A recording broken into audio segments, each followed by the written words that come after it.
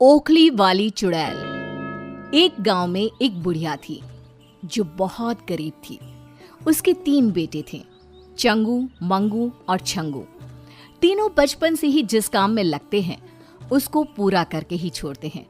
सब लोग उन्हें बेवकूफ समझते हैं, लेकिन बुढ़िया को उन पर बहुत भरोसा होता है।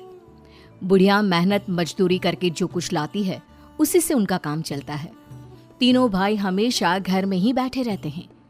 तीनों मालपुए खाने और लस्सी पीने के बहुत शौकीन होते हैं। एक बार की बात है, चंगू घर से बाहर निकलता है तो वो एक मेंढक देखता है।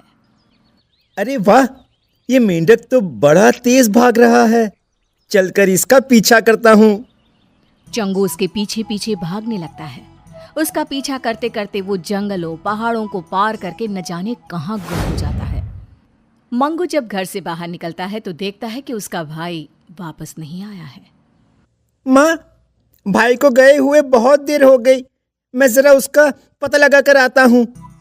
मंगू थोड़ी ही दूर जाता है, तभी देखता है कि नदी के किनारे एक हंस बैठा हुआ है। वो हंस को पकड़ना चाहता है, लेकिन हंस उड़ने लगता है। वो भी उसके पीछे पीछे नदी, जंगल, पहाड़ सब कुछ पार करते करते कहीं गुम हो जाता है। छंगू दोनों भाइयों को वापस ना आने से चिंतित हो जाता है। माँ, ये दोनों कहाँ चले गए? मुझे भी उनकी खोज में जाना चाहिए। तुम मुझे अकेली छोड़कर मत जा, वो अपने आप वापस आ जाएंगे बेटा। छंगू माँ की बात अनसुनी करके घर से बाहर निकल जाता है। तभी उसकी नजर एक नेवले पर पड़ती है। उसे पकड़ने के लिए वो उसके पीछे दौड़ता है, लेकिन उसके पीछे पीछे भागते वो जंगल पहाड़ पार करते हुए दोनों भाइयों की तरह गुम हो जाता है। बुढ़िया रोज खाना लेकर बैठी रहती है, लेकिन उसके बेटे वापस नहीं आते। धीरे धीरे करते उनको गए पूरे 6 महीने बीत जाते हैं। पता नहीं मेरे बेटे कहाँ चले गए, उनको खाना कौन देता होगा। बुढ़िया बहुत परेशान रहने लगती है। एक दिन राजा के महल में जब उनके बेटे की शादी हो रही होती है, उसी समय जोर जोर से बादलों की गड़गड़ाहट जैसी आवाज सुनाई देती है और ओखली पर सवार एक चुड़ैल आती है। वो सबके सामने राजकुमारी को खींचकर अपनी ओखली पर बिठा लेती है और मुसल लहराती हुई आकाश में उड़ जाती है। अरे कोई पकड़ो उस चुड़ैल को, मेरी बेटी को कहाँ लेकर जा रही है? इतना कहकर रानी अचेत हो जाती है। सभी लोग स्तब्ध खड़े देखते रह जाते हैं। कोई कुछ समझ पाता तब तक चुड़ैल सबकी आंखों से ओझल हो जाती है। पूरे राज्य में सन्नाटा छा जाता है। राजा तत्काल ऐलान करते हैं, जो भी मेरी बेटी को ढूंढ कर लाएगा उसको मैं अपना आधा राजपाट दे दूंगा। उड़ते उड़ते ये बात बुढ़िया के कानों में भी पहुंचती है। मेरे बेटे जिस काम को शुरू करते हैं उसको खत्म करके ही दम लेते हैं। क्यों ना एक बार राजा से ही मिल लूं।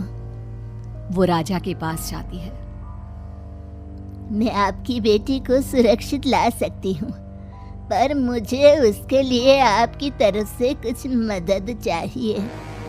तुम क्या करोगी? अरे 1.5 पसले की तो तुम खुद हो।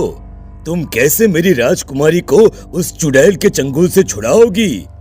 मेरे 3 बेटे हैं, मंगू, चंगू और छंगू।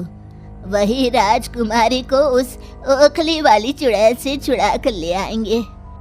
तो अपने बेटों को भेज दो, हमारी राजकुमारी को सही सलामत ले आएं।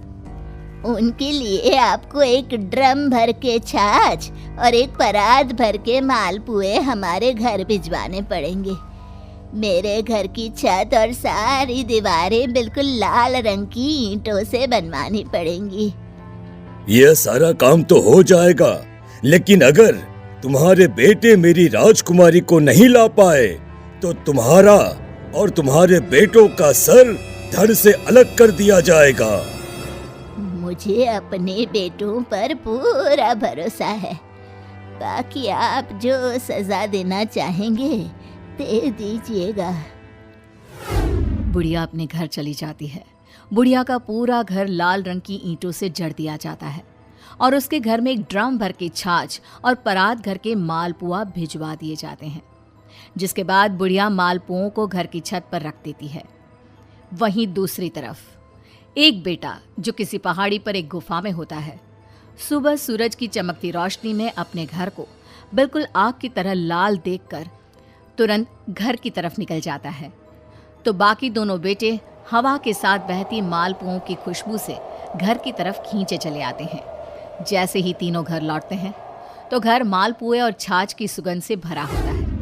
बुढ़िया अपने बेटों को देखकर खुश हो जाती है। मेरे बच्चों, कहाँ चले गए थे तुम? आंखें तरस गई थी तुम्हें देखने के लिए। अब जल्दी से छाछ पी लो और मालपुए खा लो। तुम्हें एक बहुत बड़ा काम करना है। माँ, पहले जी भर के खा लेने दो, फिर काम बताना।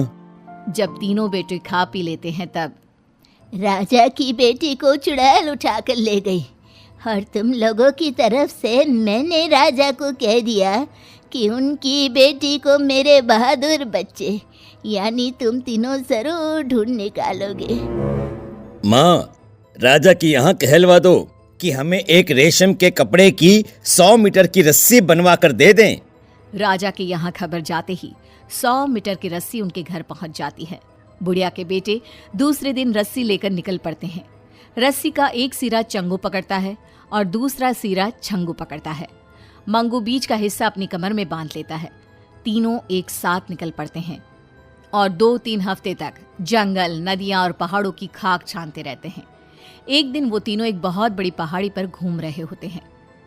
वो देखो, लगता है वो चुड़ैल उसी घाटी में रहती है। पहाड़ी के नीचे एक घाटी थी। घाटी में उतरकर वे तीनों एक जगह बैठ जाते हैं। तभी एक कुएं से उन्हें रोने की आवाज सुनाई पड़ती है। चंगू झांक कर देखता है तो कुएं में कोई नहीं था। एक काम करो, रस्सी मेरी कमर में बांध दो, मैं नीचे जाकर देखता हूँ। लेकिन जैसे ही मैं कोई खतरा देखूंगा तो चिल्ला दूंगा, तब तुम लोग मुझे निकाल लेना। अगर तुम्हारी जरूरत होगी तो रस्सी छोड़ दूंगा, तुम दोनों नीचे आ जाना, ठीक है? इतना कहकर वो कुएं में उतर जाता है। कुएं में उतरते ही वो देखता है कि कुएं में एक सुरंग है। वो सुरंग में चला जाता है। सुरंग एक बड़े से मैदान में खुलती है और उस मैदान के पास ही एक बड़ी हवेली थी।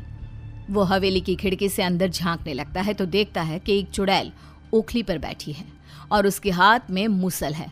वो मुसल घुमाती जा रही है। उसी के पास राजकुमारी बेड़ियों में जकड़ी बैठी है। तभी वो चुड़ैल अचानक हवा में उड़ने लगती है और हवेली के बाहर चली जाती है। उसके जाते ही रस्सी छोड़ दी मैंने, ऊपर खींच लो।